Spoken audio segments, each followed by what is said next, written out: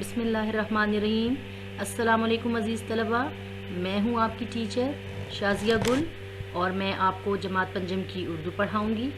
کل کے لیکچر میں نے آپ کو نظم حمد کی پڑھائی کروائی تھی، الفاظ کے معنی بھی بتائے تھے اور نظم کی نثر بھی کروائی تھی۔ آج ہم نظم حمد کی مشق کریں گے۔ تو کتاب کو صفحہ نمبر 4 پر کھولیے۔ یہ ہے صفحہ نمبر 4 اور دیکھیے اس پر آپ کو یہ مشق دی گئی ہے۔ سوال نمبر 1، سوال نمبر 2 اور سوال نمبر 3۔ ان سوالات کو آپ کی سہولت کے لیے میں نے الگ الگ کر کے لکھا ہے۔ دیکھیے سوال نمبر 1 کو، درج ذیل سوالوں کے جواب دیں۔ پہلا جز ہے اس نظم کو حمد کیوں کہا گیا ہے۔ دوسرا جز ہے اس نظم میں اللہ تعالیٰ کی کون سی نعمتوں کا ذکر کیا گیا ہے۔ اور جز نمبر 3 ہے آپ اللہ تعالیٰ کا شکر کس طرح ادا کرتے ہیں۔ آخری اور جز نمبر 4 ہے ہمیں مدد کے لیے کس کو پکارنا چاہیے۔ مجھے امید ہے کہ یہ اتنے آسان سوالات ہیں کہ نظم حمد کو سمجھنے کے بعد آپ اس قابل ہیں کہ ان کے جوابات خود سے دے سکیں، مگر پھر بھی آپ کے لیے نوٹس میں ان سوالات کے جوابات دیے گئے ہیں، آپ وہاں سے دیکھ کر بھی اپنی کاپی پر لکھ سکتے ہیں۔ اب چلتے ہیں سوال نمبر 2۔ سوال نمبر 2 ہے درج ذیل الفاظ کے معنی تحریر کریں۔ محبت، روشنی، لو لگانا اور سر جھکانا۔ ویسے تو ان تمام الفاظ کے معنی میں آپ کو کل بتا چکی ہوں، لیکن آج دوبارہ اس لیے کروا رہی ہوں تاکہ آپ کو اچھی طرح سے ازبر ہو جائیں۔ پہلا لفظ ہے فلک۔ فلک کے معنی ہے آسمان۔ دوسرا لفظ ہے محبت، جس کے معنی ہے پیار کرنا۔ تیسرا لفظ ہے روشنی، معنی ہے چمک۔ چوتھا لفظ ہے لو لگانا، یعنی محبت کرنا۔ اور آخری لفظ ہے سر جھکانا، جس کے معنی ہے تسلیم کرنا، ماننا، بات کو مان جانا، سر جھکا لینا۔ یہ تھے ان الفاظ کے معنی۔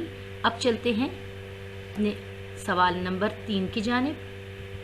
صفحہ نمبر 4 پر دیا گیا سوال نمبر 3 ہے، درست جواب پر ٹک کا نشان لگائیے۔ حمد میں کس کی تعریف کی جاتی ہے؟ اس کے بھی 4 جز ہیں، نبی کریم صلی اللہ علیہ وسلم کی، اللہ تعالیٰ کی، صحابہ کی اور فرشتوں کی۔ تو یہ انتہائی آسان ہے، یہ آپ نے خود کرنا ہے، کتاب پر بھی کرنا ہے اور کاپی میں بھی اس کو لکھنا ہے۔ اگلا ہے پہاڑوں کو اس نے کس پر جمایا؟ آسمان پر جمایا۔ پہاڑ آسمان پر ہوتے ہیں، زمین پر ہوتے ہیں، دریا میں ہوتے ہیں یا جنگل میں ہوتے ہیں۔ جز نمبر 3 ہے کس کی دم میں چمک دکھائی؟ کس کی دم چمکتی ہے جب اڑتا ہے؟ تو تتلی کی، مکھی کی، جگروں کی یا مچھر کی۔ یہ تینوں جز انتہائی آسان ہے اور آپ اس کو خود کریں گے۔ چوتھا جز ہے ستاروں کو کس پر سجایا؟ آسمان پر، زمین پر، دریا میں یا جنگل میں۔ آپ کو پتہ ہے ستارے کہاں ہوتے ہیں نا، سب کو پتہ ہے، تو یہ آپ نے کرنا ہے۔ اب سوال نمبر 5 پر اس کا 5واں جز دیا گیا ہے۔ یہ تھوڑا سا مشکل ہے، اس لیے میں اس کی وضاحت کروں گی۔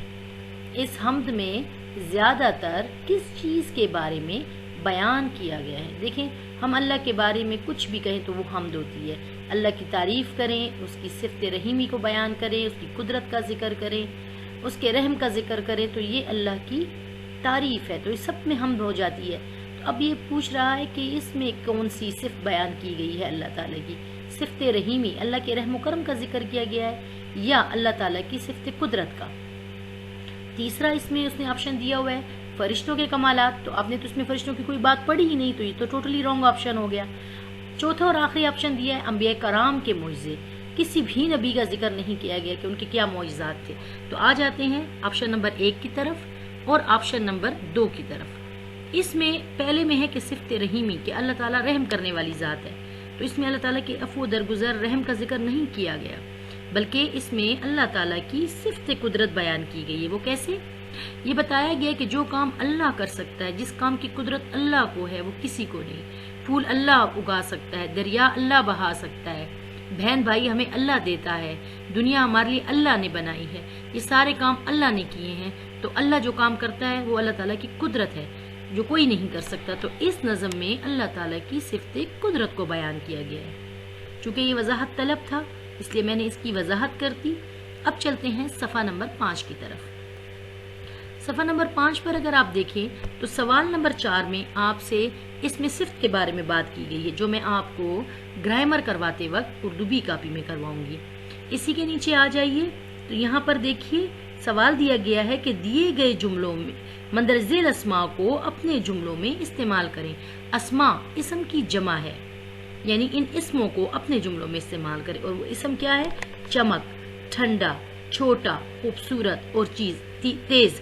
ان کے جملے میں ابھی آپ کو کروا دوں گی لیکن اس سے پہلے دیکھ لیجئے سوال نمبر 5 کو. یہ بھی ہم قافیہ الفاظ کی تعریف ہے، یہ بھی میں آپ کو بی کاپی میں کرواؤں گی. اس لیے اب چلتے ہیں جملوں کی جانب. یہ دیکھیے جملہ نمبر 1 ہے چمک. میں نے جملے بنائے ہیں، آپ نے میرے جملوں کو دیکھ کر اپنے جملے بنانے ہیں. میرے ہی جملوں کی کاپی نہیں کرنی، میرے ہی جملوں کو نقل کر کے نہیں لکھنا. ٹھیک ہے؟ رات کے وقت آسمان پر ستارے چمک رہے تھے. آپ نے اسی سے ملتا جلتا اپنا جملہ بنانا ہے. اگلا جملہ ہے ٹھنڈا. ہم ٹھنڈا پانی پیتے ہیں. چھوٹا. احمد میرا چھوٹا بھائی ہے. خوبصورت. یہ پھول بہت خوبصورت ہے. اس کے بہت سارے جملے بن سکتے ہیں، آپ نے خود اپنی مرضی سے جملے بنانے ہیں. آخری جملہ ہے تیز. احمد بہت تیز دوڑتا ہے. یہ جملے میں نے بنائے ہیں، آپ نے ان کو دیکھ کر اپنے جملے بنانے اور خوبصورت جملے بنانے پر میں آپ کو سٹار دوں گی. اب دیکھتے ہیں گھر کا کام. گھر کا کام آپ کا یہ ہے کہ اس حمد کے علاوہ کوئی سے 2 حمدیہ اشعار اردو بے کاپی پر لکھیں. یعنی اس حمد کے علاوہ اگر کسی دوسری حمد کے آپ کو 2 اشعار یاد ہوں تو آپ نے اس کو اردو بے کاپی پر لکھنا ہے. اور اسی طرح دوسرا کام آپ نے کیا کرنا ہے کہ جو الفاظ معنی میں نے آپ کو دونوں لیکچر میں دیے ہیں وہ تمام الفاظ کے معنی آپ نے یاد بھی کرنے ہیں اور اردو الف کاپی پر لکھنے بھی ہیں. اور سوال نمبر 4 میں دیے گئے الفاظ کو ابھی میں نے اپنے جملوں میں آپ کے ساتھ استعمال کیا تھا، آپ نے ان سے اپنے جملے بنانے ہیں اور یہ کام آپ نے اردو الف کاپی پر کرنا ہے.